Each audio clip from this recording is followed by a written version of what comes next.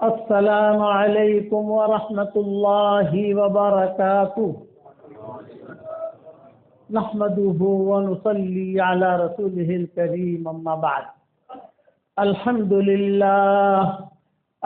لله نحمده ونستعينه ونستغفره ونؤمن به ونتوكل عليه ونعوذ بالله من شرور أنفسنا ومن سيئات أعمالنا ونعوذ بالله من شرور أنفسنا ومن سيئات أعمالنا ونعوذ بالله من شرور أنفسنا ومن سيئات أعمالنا من يهده الله فلا مضل له ومن يضلله فلا هادي له ونشهد أن لا إله إلا الله وحده لا شريك له ونشهد أن سيدنا ومولانا محمدا عبده ورسوله صلى الله عليه وعلى آله وأصحابه وبارك وسلم تسليما كثيرا كثيرا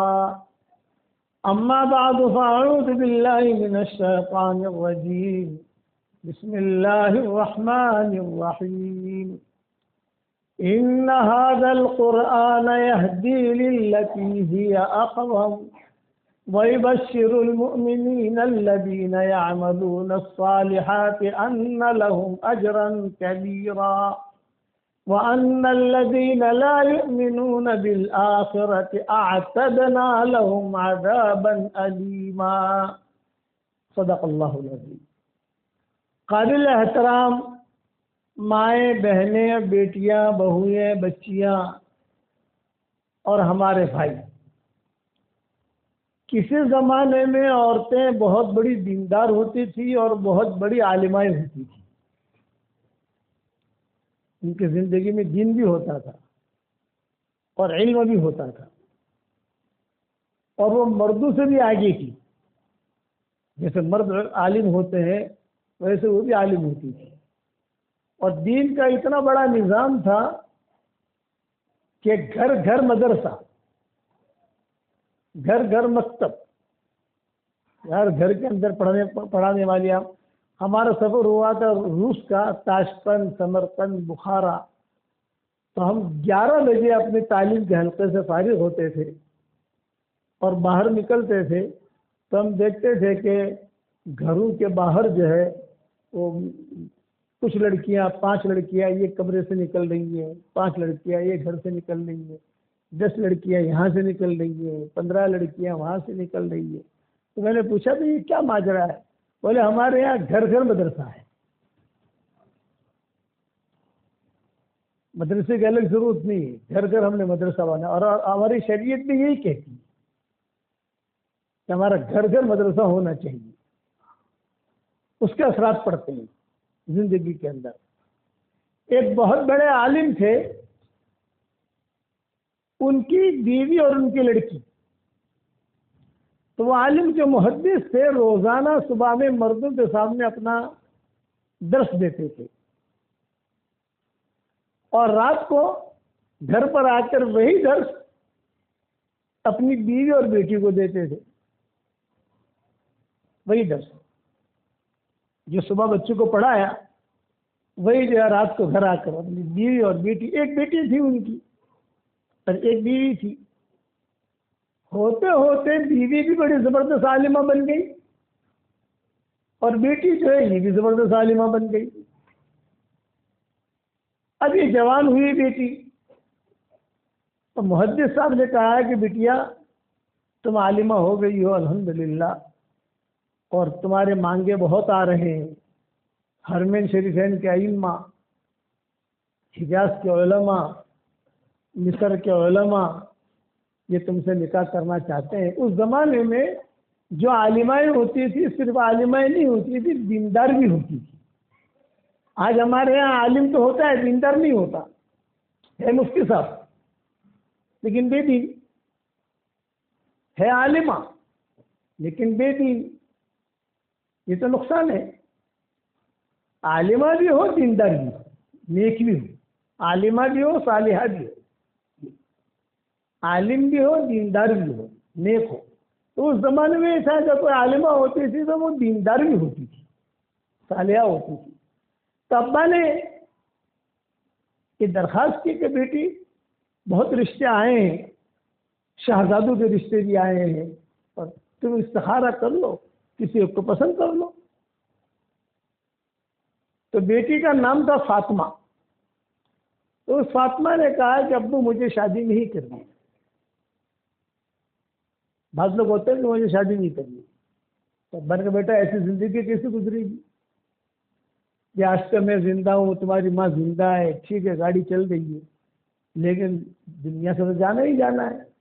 اور اللہ تعالیٰ نے نظام بنایا ہے نکاح کا شادی کا انسان کی ضرورت ہے. لتسکنوا الیہا قرآن میں کہا گیا ہے شادی کرو میاں بیوی ہم نے بنایا تاکہ تمہیں سکون حاصل ہو سکون والی زندگی گزارو. بیٹے نے کہا نہیں ابا مجھے شادی نہیں کرنی. خیر میں اس کا علم بتا رہا ہوں. ابا روزانہ سمجھاتے رہے ماں بھی سمجھاتی رہی. تو اس لڑکی نے کہا کہ میں شادی کرنے کے لیے تیار ہوں لیکن ایک شرط پر. وہ شرط یہ کہ میں ایسے عالم سے نکاح کروں گی جو مجھ سے زیادہ بڑا پڑھا لکھا ہو جاندار ہو یعنی علم جانتا ہو. تو باپ نے کہا کہ بیٹا آپ یہ کیسے پتہ چلے گا کہ وہ عالم کس سے بڑا زیادہ عالم ہے زیادہ علم جانتا ہے یہ کیسے پتہ چلے گا. اس جگہ میں امتحان لوں گی. تو باپ نے کہا بیٹا یہ تو ادب کے خلاف ہے. کوئی لڑکی جو ہے کسی عالم کا امتحان لے یہ تو ادب کے خلاف ہے. یہ بات کوئی ادب کے خلاف نہیں. جو بھی مجھ سے نکاح کرنا چاہے وہ فقہ حنفی پر ایک کتاب لکھے. وہ حنفی تھے عالم جو تھے فقہ حنفی پر کتاب لکھے میں دیکھوں گی کیا لکھا ہے اس میں. تو اگر میں دیکھوں گی کہ اس نے برابر لکھا ہے تو سب پڑھوں گی پھر میں اس سے نکاح کروں گی استخارہ کروں گی. پہلے میں دیکھوں تو صحیح کہ کتنے پانی میں ہے وہ. تو علماء نے لکھا ہے یہ بات مشہور ہو گئی حجاز میں کہ فاطمہ کے ساتھ اگر کوئی نکاح کرنا چاہے تو اس کی شرط یہ ہے کہ فقہ صرف کتاب لکھے. کئی 100 کتابیں لکھی گئی اس وقت میں. مصر میں بھی لکھی گئی بغداد میں لکھی گئی خراسان میں یہاں لکھی گئی ہرات میں لکھی گئی. ہمارے یہاں حیدرآباد اس وقت میں علمی مرکز تھا ٹونک علمی مرکز تھا ہندوستان کے اندر وہاں لکھی گئی اور کتابیں بھیجی گئی. وہ کتاب جو ہے وہاں پہنچتی تھی وہ لڑکی جو ہے 2 دن میں 3 دن میں پڑھا کر لکھ دیتی تھی کہ یہ عالم نہیں ہے جاہل ہے فیل. کتنا علم ہوگا بتاؤ. اب بات معروف ہو گئی سب جگہ. بڑے بڑے علماء نے کتابیں لکھی کیونکہ وہ عالم جو تھے اس کے والد یہ بڑے شیخ تھے اور ان کے مریدین تھے ان کے شاگرد تھے. تو ابا نے کہا بھی میرے بیٹے سے کوئی نکاح کرنا چاہے تو اس کا مہر یہی ہے کہ تم جو ہے کوئی کتاب لکھو. یہ کہتے ہیں اور وہ کتاب کو پاس کر دے تو بات آگے چلے گی ورنہ نہیں چلے گی. یہی حال تھا اورنگزیب کی بیٹی زیب النساء کا. اورنگزیب کا نام سب نے سنا ہے. یہی حال تھا. وہ عربوں کی بات کر رہا ہوں اور زیب النساء انڈین.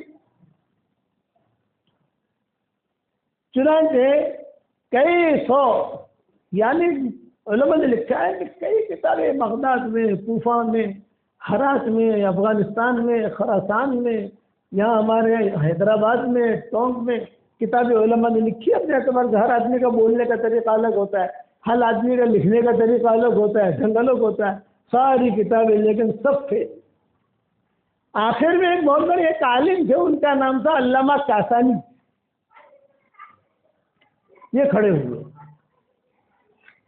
اور انہوں نے ایک کتاب لکھی. اس کتاب کا نام ہے بدائع صنائع. جو مفتی حضرات ہیں وہ اس کے بغیر نہیں رہ سکتے. مفتی ان کو اس کتاب کی ضرورت پڑتی ہے. 10 جلدیں ہیں اس کی. ہندوستان میں کتنی جلدیں؟ ہمارے یہاں مدینہ منورہ میں 10 جلدیں ملتی ہیں اس کی، بدائے ثنائے، پہلی جلد لکھی، ایک مہینے نے اس سے پہلی جلد لکھ کر ان کو فیل کر دیا، دیکھ کر فیل کر دیا، نہیں یہ بھی جاہل ہے۔ دوسری جلد لکھی، فیل، تیسری جلد لکھی، فیل، تو محدث بھی ہنستے تھے کہ پتہ نہیں کس کو پاس کرے گی۔ چوتھی جلد لکھی، فیل، یہاں تک کہ 9 جلدیں لکھی۔ 9 جلدیں لکھنے کے بعد کسی نے کہا اب ہذا ہوا لیس اعلم منی، مجھ سے زیادہ پڑھا لکھا نہیں ہے، بے اللہ نے مجھے علم دیا ہے کہ میں شادی کے ایسے عالم سے کروں گی جو مجھ سے زیادہ جانتا ہو، یہ علم تھا۔ آج ہے ایسا علم ہمارے؟ سوچ بھی نہیں سکتے۔ عورتوں میں بھی مولوی کا نہیں ہے، جو ہمارے طلبہ پڑھتے ہیں ان میں نہیں ہے، تو عورتوں میں کہاں سے آئے گا؟ لیکن وہ ماحول تھا دین کا۔ آخر میں علامہ کاسانی نے 10ویں جلد لکھی، آدھی 10ویں جلد جب دیکھ لی اس نے اور اس نے کوئی جواب نہیں دیا، تو وہ عالم اور ان کی بیوی یعنی ماں باپ یہ آپس میں باتیں کرنے لگے کہ شاید یہ کتاب گلے اتری ہے، ورنہ وہ تو جو ہے فیل کر دیتی تھی۔ پوچھا بیٹی سے، بیٹی کیا نہیں، کبھی آدھی تک پہنچی ہوں میں، ابھی آدھی باقی ہے۔ جیسے وہ کرکٹ کا کھیل ہوتا ہے نا، کون جیتتا ہے کون ہارتا ہے، کون جیتتا ہے کون ہارتا ہے، تو ماں باپ کو فکر تھا کہ کہیں یہ سچ ہو جائے، اور یہ کسی کو پسند نہیں کرتی تھی۔ پھر آخری آدھی کتاب دیکھی، 10ویں جلد کی، اس میں گہری گہری باتیں لکھی تھی علامہ کاسانی نے۔ جب انہیں دیکھا تو اس نے کہا کہ ابا یہ لڑکا جو ہے قابل غور ہے، ھذا ھو اعلم منی، ھذا ھو اعلم منی، یہ مجھ سے بڑا عالم ہے۔ اب یہ تو علم کے اعتبار سے تو پاس ہو گیا ہے، لیکن اب استخارہ کروں گی، استخارے میں بھی آتا ہے کہ نہیں آتا؟ تو علامہ کاسانی کہتے تھے کہ مجھے پاس کر دیا تو مجھے خوشی ہوئی، سجدہ شکر ادا کیا میں نے، لیکن جب یہ جملہ کہا کہ استخارہ کروں گی، استخارے میں پاس ہوتا ہے کہ نہیں ہوتا، تو میرا ٹینشن اور بڑھ گیا، اور استخارے میں نہیں آیا کہ پرندہ چلا جائے گا۔ یہ علم تھا۔ اسی بات پر جو ہے علامہ کاسانی کے ساتھ اس فاطمہ کا نکاح ہوا، اور یہ محدث نے پڑھا ہے جو باپ تھے ان کے، اور سارے شاگردوں کو جمع کیا، اور جمع کر کے انہوں نے جو ہے نکاح بھی کروایا، پھر ان کی رخصتی بھی ہوئی، اور جو ہے زندگی گزرنے لگی۔ علامہ کاسانی کی صاحب بدائع و ثنائے، جنہوں نے بدائع ثنائے لکھی ہے، دیکھ لینا کہیں نہ کہ آپ اگر گوگل پہ بھی جاؤ گے تو کتاب کا نام ملے گا آپ کو، بدائع ثنائے۔ اب قصہ یہ ہوا کہ یہ علامہ کاسانی نے اپنی بیوی سے کہا کہ بھی دیکھو میرا تمہارا نکاح تو ہو گیا الحمدللہ، اور ہماری زندگی بھی ٹھیک ٹھاک گزر رہی ہے، علم میدان بھی کام کر رہے ہیں، محبت بھی ہے، مجھ پر حج فرض تو نہیں ہے، لیکن میرے پاس اتنا پیسہ بھی نہیں ہے کہ میں بیت اللہ جاؤں، علامہ کاسانی کہہ رہے، اور اتنا پیسہ بھی نہیں ہے کہ میں تجھے حج کراؤں یا ساس اور خسر کو حج کراؤں، اتنا پیسہ بھی نہیں ہے، تو میں کوئی ترتیب کرتا ہوں، کوئی حج کی ترتیب ہو جائے تو میں چاہتا ہوں کہ میں حج میں چلا جاؤں۔ بیوی نے کہا بہت اچھا، آپ بیت اللہ دیکھ لو، ہمارا وقت جب آئے گا تو ہم بھی پہنچ جائیں گے انشاءاللہ۔ وہ حج میں پہنچے علامہ کاسانی، جب وہاں پہنچے حج میں تو جب امیر مکہ تھا اسے پتا چلا کہ امام کاسانی آئے، معروف تھے، یہ قصہ بھی سب جگہ پھیل گیا تھا، اور امام کاسانی بہت بڑے آدمی ہیں، بہت بڑے عالم ہیں۔ امیر مکہ نے بلایا امام کاسانی کو، اور بلا کر یوں کہا کہ بھائی دیکھو آپ آئے ہو، آپ جیسا عالم تو ہمارے یہاں ہے نہیں، سب آپ کے شاگرد ہیں، آپ کے خسر کے شاگرد ہیں، تو میری خواہش یہ ہے کہ آپ یہی قیام کر لو، اور حرم شریف کی 5 نمازیں تمہارے ذمے،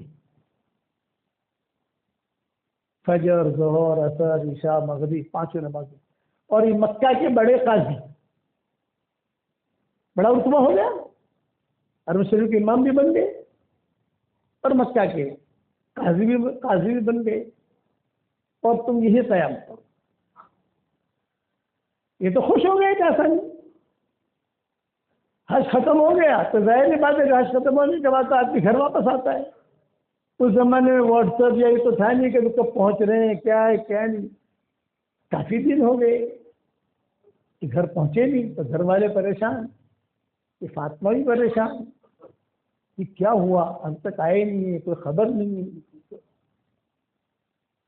تحقیق پر پتہ چلا کہ ان کو تو بہت بڑا درجہ امام کاسانی کو وہاں مل گیا ہے مکہ مکرمہ میں، اور انہوں نے وہاں پڑاؤ ڈال دیا ہے۔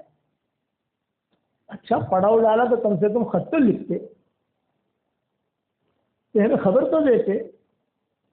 امام کاسانی نے کسی کے ساتھ خط لکھا بیوی کا نام، اور بیوی کے نام یہ خط لکھا کہ اللہ کا شکر ہے کہ اللہ کی مدد میرے ساتھ آئی، مجھے بادشاہ نے بلایا اور مجھے قاضی بھی بنا دیا، اور بڑا قاضی چیف جسٹس، اور مجھے حرم شریف کا امام بھی بنا دیا۔ تب میں نے سوچا ہے کہ میں یہی قیام کروں۔ یہ خط پہنچا فاطمہ کے پاس، تو فاطمہ نے وہ خط پڑھا، اور خط پڑھ کر اسی کے پیچھے لکھا، یعنی دوسرا کاغذ نہیں لیا، اسی کے پیچھے، اور یہ لکھا کہ تم کیسے حنفی ہو، تم کیسے حنفی ہو۔ امام ابو حنیفہ نے مکہ کے زیادہ قیام کو مکروہ لکھا ہے، اور مدینہ کے قیام کو مستحب لکھا ہے، تو تم کیسے حنفی ہو؟ کہ امام ابو حنیفہ کا مذہب یہ تھا کہ مکہ میں زیادہ ٹھہرنا نہیں چاہیے، پھر عمرہ کرو، طواف کرو، حج کرو، نکل جاؤ، کہ یہاں ارادے پر بھی پکڑ ہوتی ہے مکہ کے اندر، وَمَن يُرِدْ فِيهِ بِإِلْحَادٍ بِظُلْمٍ نُذِقْهُ مِنْ عَذَابٍ أَلِيمٍ۔ اور مدینہ میں ارادے پر پکڑ نہیں ہوتی، گناہ کرنے پر پکڑ ہوتی ہے، اور یہاں تو گناہ کے ارادے پر بھی پکڑ ہوتی ہے مکہ میں۔ تو تم کیسے حنفی ہو، اور اتنے بڑے امام بن گئے تم حنفی ہو، تمہیں امام ابو حنیفہ کا اتنا مسئلہ معلوم نہیں ہے۔ جب یہ خط ان کو پہنچا امام کاسانی کو، تو انہوں نے کہا کہ میری بیوی نے بہت دور کی سوچ کر مجھے جواب دیا ہے۔ امام صاحب نے لکھا ہے، سب جانتے تھے کہ امام صاحب ان کا مذہب تھا امام صاحب کا۔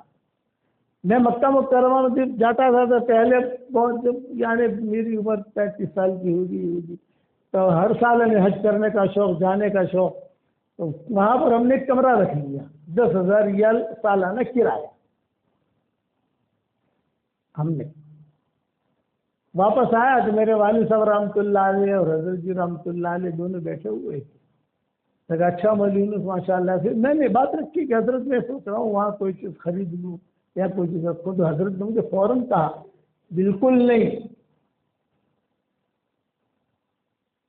مکہ کی زمین خریدنا بیچنا احناف کے نزدیک جائز نہیں ہے، کیونکہ ساری زمین وقف ہے۔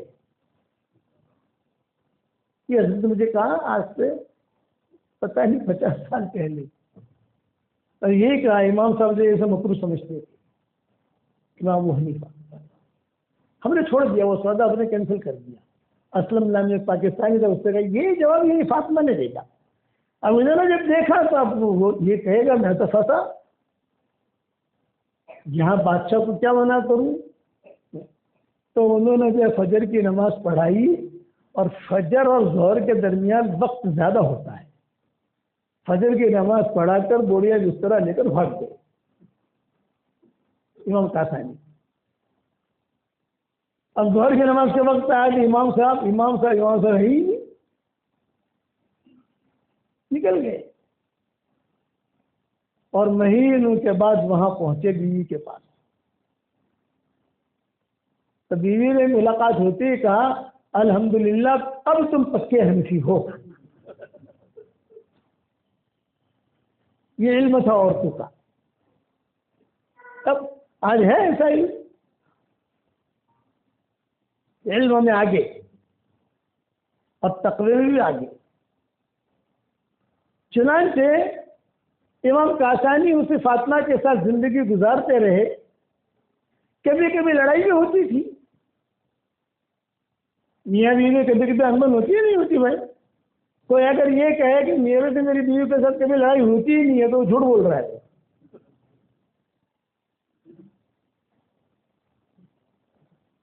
یہ تو ہوگا ہی نہیں. وہ ٹن تو ہوگی ہی, کیونکہ میاں بیوی کا رشتہ ہی ایسا ہے. بس میاں بیوی کے رشتے میں یہ دیکھا جاتا ہے خیر غالب ہے یا شر غالب ہے. خیر غالب ہے بیوی کو رکھو, شر غالب ہے چھوڑ دو. اور میاں بیوی کے رشتے میں دوربین سے نہیں دیکھا جاتا. دوربین, دانت کیسے ہیں, ناک کیسے, کان کیسے, یہ چیزیں نہیں دیکھی جاتی. کہ آپ نے دانت سے شادی نہیں کی, آپ نے اس کے اخلاق سے شادی کی, اس کی دینداری سے شادی کی. اور بیوی کو اگر خوش رکھنا ہو تو ایک وظیفہ بتاؤ. ارے بتاؤ تو کبھی لڑائی نہیں ہوگی انشاءاللہ. ارے بتاؤ, روزانہ بیوی سے کہو 10 بار 10 مرتبہ, ارے تو تو بہت خوبصورت ہے ماشاءاللہ, تیرے جیسے خوبصورت تو کہیں ہی نہیں. اور دوسرے دن کہو تو جو کھانا پکاتی ہے ایسا کھانا تو میں نے کہیں کھایا ہی نہیں ہے, تیرے ہاتھ میں تو بہت مٹھاس ہے. رٹو اس کو. اور تیسرے دن کہو تیرا میکا تو بہت اچھا ہے, دیندار ہے, اور تیری ماں کی جیسی تو عرب دنیا میں ہے ہی نہیں.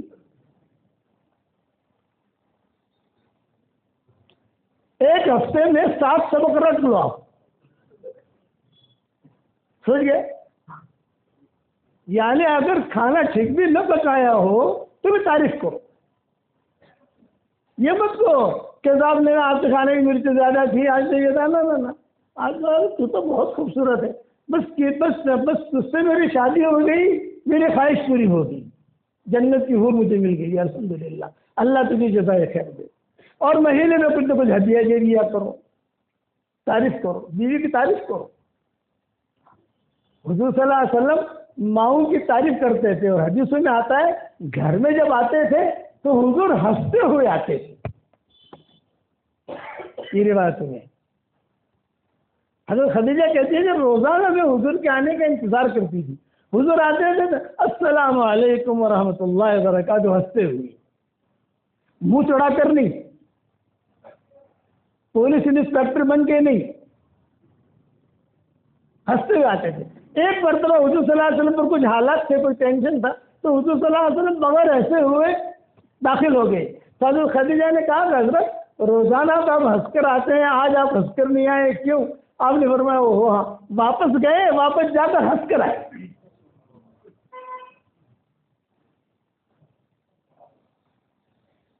جیسے اگر میری اس نصیحت پر عمل کرو گے آپ تو انشاءاللہ کبھی بھی لڑائی نہیں ہوتی ہے.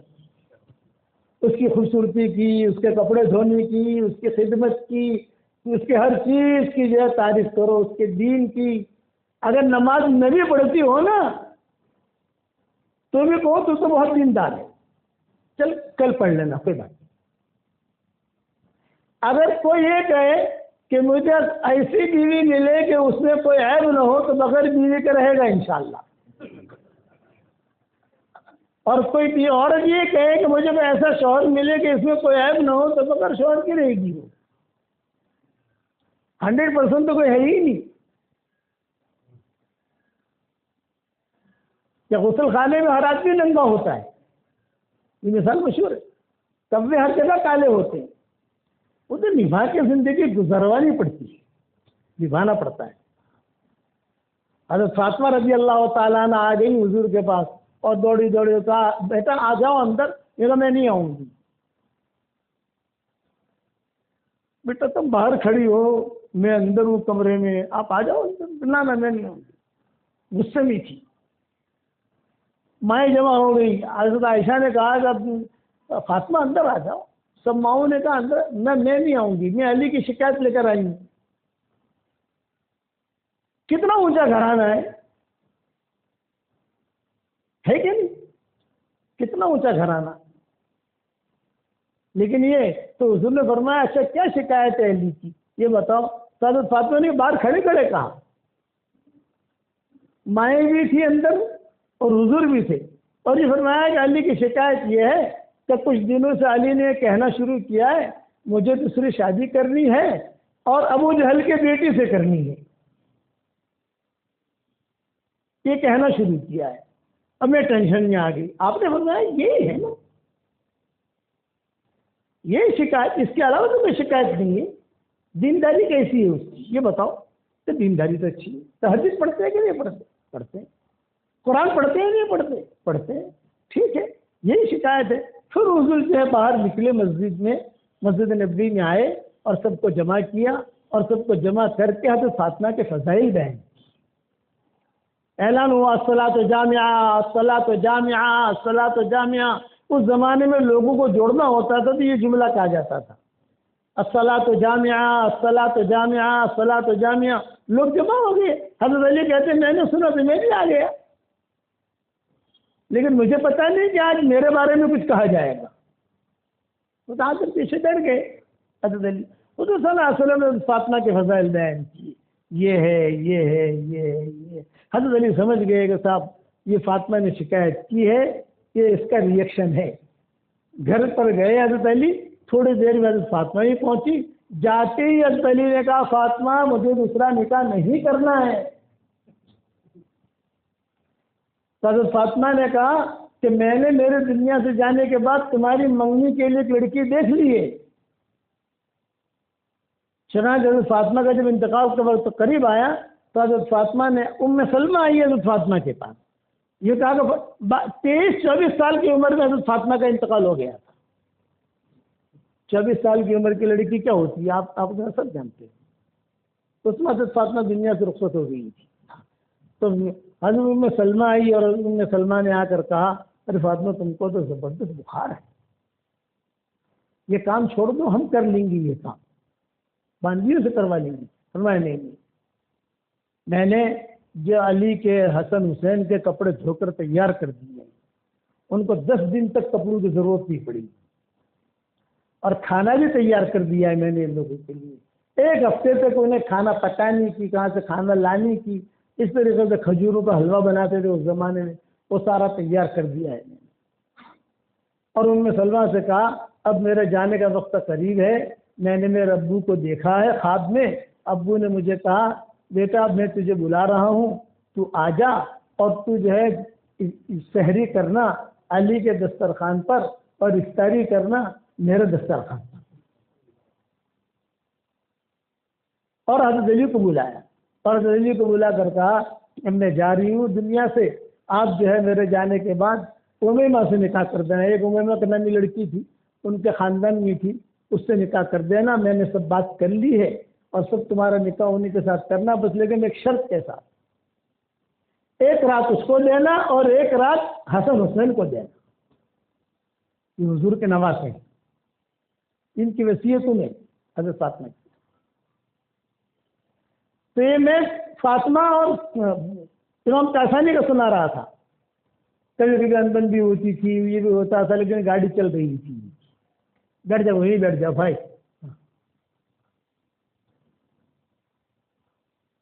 اللہ کا کرنا ایسا ہوا کہ فاطمہ کا انتقال پہلے ہوا اور امام کاشانی کا بعد میں ہوا. تو مورخین نے لکھا ہے کہ ہر جمعرات کو, شب جمعہ کو, امام کاشانی اس کی قبر پر جا کر بیٹھ جاتے تھے اور کہتے تھے دنیا میں بھی میں تجھے شب جمعہ دیا کرتا تھا, تیرے مرنے کے بعد بھی شب جمعہ دیتا ہوں. وہی بیٹھتے تھے, دعا مانگتے تھے, ذکر کرتے تھے. جب امام کاشانی کا انتقال ہوا تو امام کاشانی نے وصیت کی کہ مجھے فاطمہ کے ساتھ دفن کرنا, ان کی وصیتوں میں. چنانچہ بڑے بڑے علماء تھے اس وقت میں. امام کاشانی کا جو انتقال ہوا, دمشق کے جو قبرستان ہے جہاں ابن تیمیہ وغیرہ مدفون ہے, وہاں ان کی بھی قبر ہے. تو سارے کے سارے بڑے بڑے علماء تھے اس وقت کے فقہا تھے، انہیں کے شاگرد تھے سب امام کاسانی کے. تو وہ کیا کرے، استاد نے وصیت کی ہے، بھائی وصیت کی ہے تو جیسا ہو ویسا کر دو. چنانچہ قبر کھودی گئی تو فاطمہ کی لاش محفوظ تھی. اتنے سالوں کے بعد بھی کیڑوں نے کھایا نہیں تھا. کریک نے ان کو دفن کیا اور پھر تختی لکھی. میرا سفر ہوا ہے وہاں تو کیا دنیا کی واحد قبر ہے کہ میاں بھی ایک ساتھ دفن ہے. اور شعر میں لکھا ہے، شعر تو مجھے بھی یاد رہا نہیں کہ یہ دنیا کی واحد قبر ہے کہ جس میں یہ دونوں کے دونوں میاں بیوی دنیا میں بھی ساتھ رہے اور قبر میں بھی ساتھ ہے. اب تک لکھا ہوا ہے، یعنی اب تک ہے. یہ نہیں کہ وہ قبر ضائع ہو گئی ہے نا. اب اگر کوئی شام جائے کبھی دن سے جانے کا آپ کا اتفاق ہو جماعت میں، جیسے اکثر آج کل کے حالات تو ایسے نہیں ہے کہ جماعتیں وہاں بھیجی جائیں، لیکن لکھا ہوا ہے. اب اس زمانے میں لوگوں نے فتوے پوچھے کہ جائز ہے کہ نہیں، تو انہوں نے کہا امام کاسانی سے پوچھ لینا. بھائی فتوے پوچھتے ہو یار، تو جس نے کہا وصیت کی اس کو پوچھ لینا نا، وہ بھی تو بہت بڑے آدمی تھے. یہ علم کتنا بڑا علم ہوگا یہ بتاؤ، یہ عورت کا علم. اب مولانا تقی عثمانی نے اپنی کتاب میں لکھا ہے، وہ بھی گئے ہیں اور میں بھی گیا ہوں، تو انہوں نے اس کو تفصیل لکھی ہے اس کی، جو مجھے سب کچھ یاد رہی نہیں. میں تو میری تفصیل بیان کروں گا جو ہم نے دیکھا وہاں. انہوں نے بھی یہ لکھا ہے کہ دنیا کے واحد قبر ہے کہ جس میں دونوں میاں بیوی دفن ہے. اور یہ شعر لکھا ہے، شعر میں انہوں نے لکھا ہے لیکن مجھے یاد رہا نہیں شعر. اس زمانے میں فتوے چھپتے تھے، تو جس فتوے کے اوپر محدث کے دستخط ہوتے اور ان کی بیوی کے دستخط ہوتے اور امام کاسانی کے دستخط ہوتے اور امام کاسانی کی بیوی کے دستخط ہوتے، وہ فتویٰ سارے علماء کے نزدیک مقبول مانا جاتا تھا. یہ 4 دستخط ہے، اب دیکھنے کی ضرورت نہیں ہے. یہ 4 دستخط ہے، اب دیکھنے کی ضرورت نہیں ہے. یعنی جب وہ فتوے آتے تو جب چاروں کے دستخط ہوتے تو کوئی کسی عالم کی ہمت نہیں تھی کہ وہ اسے ریچیک کرے. اتنا علم تھا. امام کاسانی بھی اتنے بڑے عالم، ان کی بیوی بھی، ان کی ساس بھی، ان کی خسرت تھی.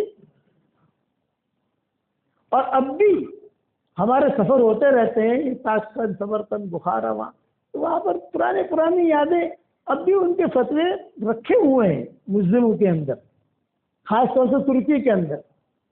کبھی جانا ہو آپ کو تو دیکھو وہاں جا کر یہ فتوے انشاءاللہ ملیں گے آپ کو. دیکھو تو چاروں کے دستخط ملیں گے، یہ فتویٰ صحیح ہے. یہی حال تھا اورنگزیب کی بیٹی زیب النساء، شادی نہیں کرتی تھی. اورنگزیب جو تھے انہوں نے عالمگیری جو لکھوائی تو 500 علماء کو بلایا تھا. انہوں نے 200 علماء عرب کے، 300 علماء یہاں کے. ہندوستان اس وقت میں ہندوستان، پاکستان، بنگلہ دیش، برما یہ سب ایک ہی کالونی تھی.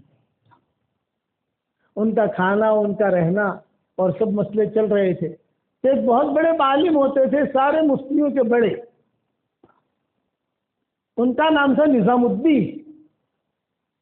یہ درس نظامی جو کہہ رہے ہیں نا، یہ ان کی طرف منسوب ہے. ہمارے درس نظامی وہ ان کی طرف منسوب ہے. درس نظامی جب سارے علماء کسی مسئلے پر تھک جاتے تو یہ مفتی نظام الدین کے پاس جاتے، بھی ہم تھک گئے، اس کا جواب سمجھ میں نہیں آ رہا ہے، تم جواب دو. تو مفتی نظام الدین جواب دیتے اور وہ بھی تھک جاتے تو پھر یہ فتویٰ جاتا عالمگیر کے پاس. عالمگیر جواب دیتے کہ یہ تم اس کا جواب یہ لکھو. اور اگر عالمگیر بھی تھک جاتے تو پھر یہ فتویٰ جاتا زیب النساء کے پاس. کتنا علم ہوگا، سمجھ گیا میرے پاس، وہاں جاتا. تو تقریباً علماء نے لکھا ہے کہ 1 کلومیٹر لمبا اس کا کتب خانہ تھا. کتابیں کتابیں کتابیں نہیں رہتی تھی، پردہ در پردہ، پردہ در پردہ، پردہ در پردہ، اور کتابوں کا شور کتابوں کے ساتھ. تو عالمگیر کہتے تھے کہ بھئی اس مسئلے میں سب ہار گئے ہیں، اب میں زیب النساء سے پوچھوں گا لیکن ٹائم لینا پڑے گا. بادشاہ ہے، بیٹی ہے، اور ٹائم لیتے تھے پیے سے، جو اس کی خاص شاگردن تھی زیب النساء کی. کہ اتنا تو زیب النساء کہتی تھی 1 ہفتے کے بعد آنا بادشاہ کو. تو بادشاہ سلامت جو ہے وہ خود جاتے تھے. تو زیب النساء کہتی تھی کیا پوچھتے ہو ابا؟ یہ کہیے. یہ کہا یہ تو فلاں کتاب میں موجود ہے، یہ کہہ کر فوراً لکھ کے دے دیجیے. یہ جواب ہے اس کا. اتنا علم تھا. آج ہے کوئی زیب النساء ایسی تمہارے گاؤں میں حسن میں؟ وہ علم تھا ایسا، وہ دور تھا دور. میرے والد صاحب رحمۃ اللہ علیہ ایک بات کہتے تھے، ایسا نظام بناؤ کہ گھر گھر مدرسہ، گھر گھر مکتب، کہ مسلمان دوسرا مدرسہ بنانے کی ضرورت کیا ہے؟ آپ کے گھر کے اندر کرو نا، تم پڑھو پڑھو. عبداللہ بن مسعود کا تو یہی تھا، اپنے گھر میں بچیوں کو پڑھاتے تھے وہ. عبداللہ بن مسعود غریب تھے، عبداللہ بن مسعود، لیکن نظام تھا وہ. پھر نظام بدلا، نظام بدلنے کے بعد پھر حالات آئے، پھر جو خانقاہیں آئیں، پھر خانقاہوں میں بھی حالات آئے، پھر جو ہے مدرسے آئے، پھر مدرسوں میں بھی حالات آئے، اور ہمارا عروج نہیں بلکہ زوال ہوتا گیا. ایک مرتبہ عالمگیر کے دل میں یہ بات آئی کہ یار میری بیٹی ہے، جوان ہو گئی ہے، مجھے اس کا نکاح کرا دینا چاہیے، میں کیا کروں؟ تو ایک مرتبہ عالمگیر جو ہے اپنا فوجی وہ شاہی لباس میں بغیر کسی کو پوچھے داخل ہو گئے کہ بیٹی اندر ترسی کیا ہے دیکھو تو صحیح. باپ تو ہے نا، اور بادشاہ بھی ہے. تو جتنی اس کی شاگردنی تھی اس نے کہا کہ حضرت آپا مشغول ہے. یہ فرمایا نہیں مشغول، میں تو بادشاہ ہوں، کہ مجھے تو حق میں کہیں بھی چلا جاؤں. عالمگیر خود گئے کہ میں دیکھوں تو صحیح تنہائی میں کرتی کیا ہے. تو ایک آئینہ تھا، اس آئینے کی طرف دیکھ کر وہ اپنے بال بنا رہی تھی زیب النساء، اور کچھ گنگنا رہی تھی. جیسے عورتوں کو گنگنانے کی عادت ہے نا، وہ گنگنا رہی تھی. یہ رانی ہو کہ مہترانی گنگنائے گی ضرور. تو وہ جو ہے گنگنا رہی تھی. تو عالمگیر نے سوچا کہ پتہ نہیں کیا پڑھ رہی ہے. تو تھوڑا سا قریب گئے تو سنا انہوں نے کہ اللہ کی تعریف بیان کر رہی ہے. تو عالمگیر نے کہا الحمدللہ میرا دانا اچھا ہے. یہ میں نے ترغیب دی ہے آپ کو علم کی، مکاتب کی، قرآن پڑھنے پڑھانے کی. اپنی زندگی کو اس پر لاؤ، سیکھو. اگر آدمی سیکھنا چاہے تو آج یہ ہمارے جو واٹس ایپ پہ سبق چلتے ہیں، الحمدللہ کئی عورتیں ایسی ہیں، کئی مرد ایسے ہیں جو ہم سے زیادہ عالم، بڑے عالم بن گئے. ہمارے سبق جو ہے میں بھول گیا ہوں، 2013 سے شروع ہوئے اور اللہ اب تک چلا رہا ہے الحمدللہ. کئی دعائیں میں بھول گیا، اس لیے کہ آج کو یاد نہیں رہتی. وہ مجھے یاد دلاتے ہیں کہ یہ دعا آپ نے اس وقت میں کہی جا رہے. ہاں میں نے کہی تھی، ہاں لاؤ ذرا امیجز بھیجو، پھر میں اس پہ ریسرچ کر کے بھیجتا ہوں دنیا میں. علم عام ہونا چاہیے، مکتب بھی عام ہونے چاہیے. مکاتب کو ابھی مکتب یہاں آپ حاصل کہہ رہے تھے، مولوی حاصل تو 4000 مکاتب، 4000 مکاتب تو کچھ بھی نہیں ہے. اونٹ کے منہ میں زیرہ. اونٹ کے منہ میں زیرہ کیا ہے؟ کچھ بھی نہیں. قائم کرو. اور یہ چیزیں عربوں کے اندر سے جو ختم ہو گئی، پہلے عربوں میں تھی، لیکن جب سے مال آنا شروع ہوا عربوں سے یہاں اور پیٹرول نکلا تب سے یہ چیزیں ختم ہو گئی. پھر بھی کچھ لوگ ہیں جن میں یہ چیزیں باقی ہیں، لیکن اس پیمانے پر نہیں کہ امت کی اصلاح ہو سکے. آپ کا یہ گاؤں بہت اچھا ہے، یہ شہر آپ کا بہت اچھا ہے. میں تو پہلی مرتبہ آیا ہوں، اور میں نے پوچھا بھی میرے والد صاحب یہاں آئے ہیں؟ فرمایا نہیں مولانا نہیں آئے یہاں. اور تو میں نے حضرت جی بھی نہیں آئے. کوئی دوسرے عالم بڑے مولانا علی میاں ندوی مولانا ندوی تشریف لائے ہیں یہاں آئے. چلو یہ بھی اللہ کا شکر ہے حضرت مولانا علی میاں ندوی آئے. لیکن ہمارے یہ جو بڑے ہیں مولانا انعام الحسن صاحب رحمۃ اللہ علیہ اور مولانا عمر صاحب پالم پوری رحمۃ اللہ علیہ، یہ دونوں ہر وقت رہتے تھے، یہ دونوں یہاں نہیں آئے.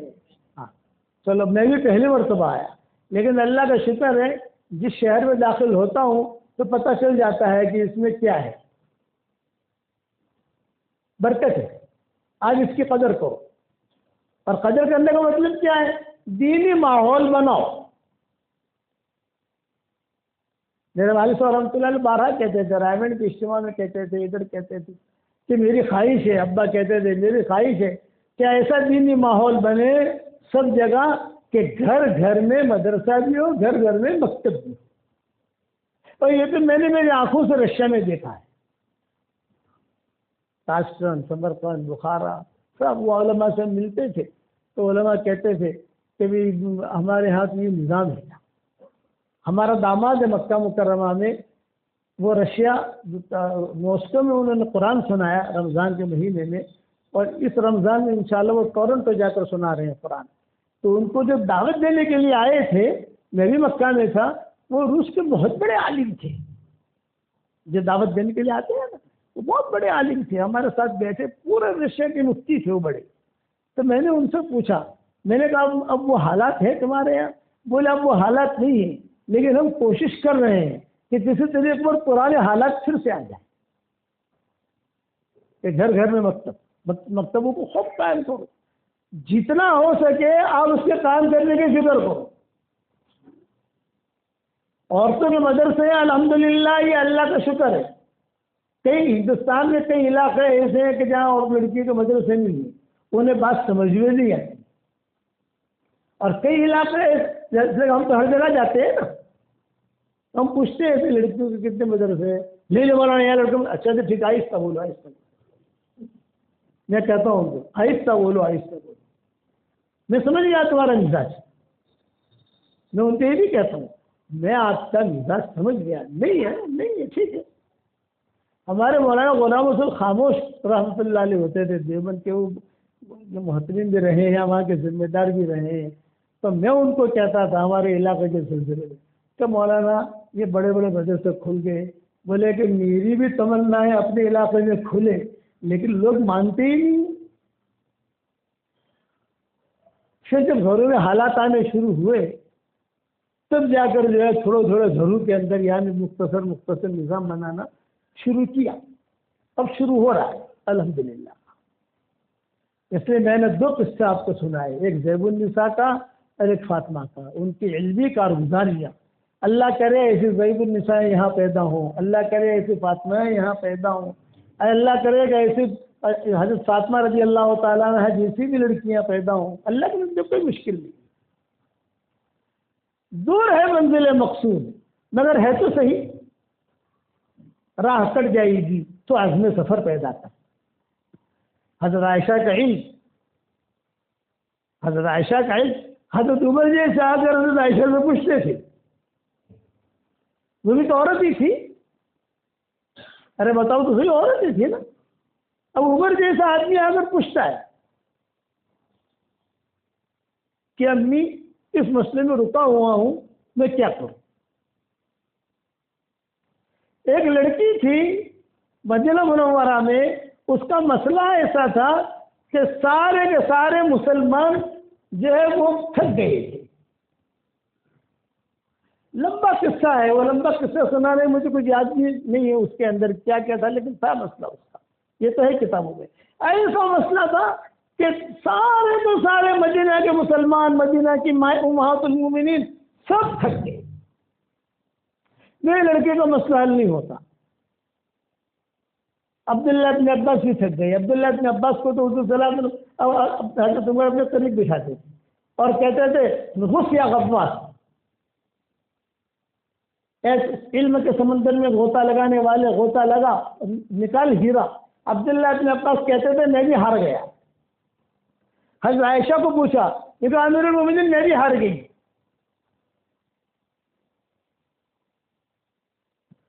کرے کیا اس کا؟ اللہ کو پوچھو تو اللہ وہی بھیجے، یہ تو ہوگا نہیں، حدیث میں ملتا نہیں، قرآن کی آیت ملتی ہی نہیں۔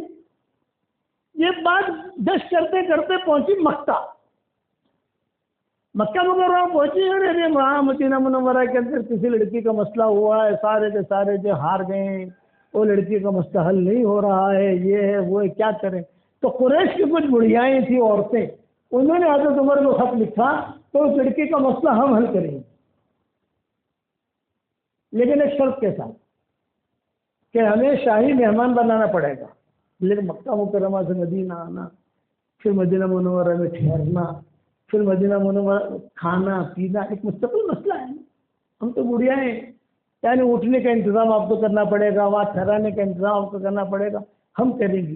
تو آج عمر نے جواب دیا، یہاں بڑے بڑے تھک گئے، تم کیا کرو گے؟ انشاءاللہ ہم کریں گے۔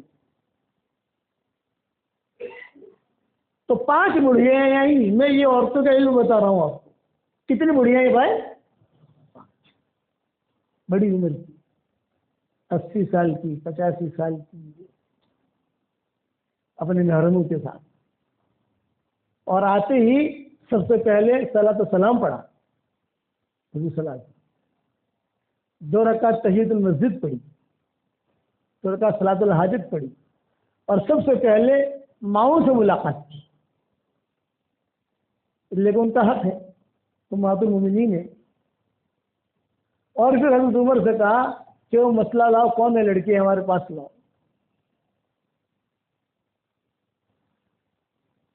وہ لڑکی لائی گئی، مائیں جمع ہوئی، حضرت عائشہ نے تقریر کی۔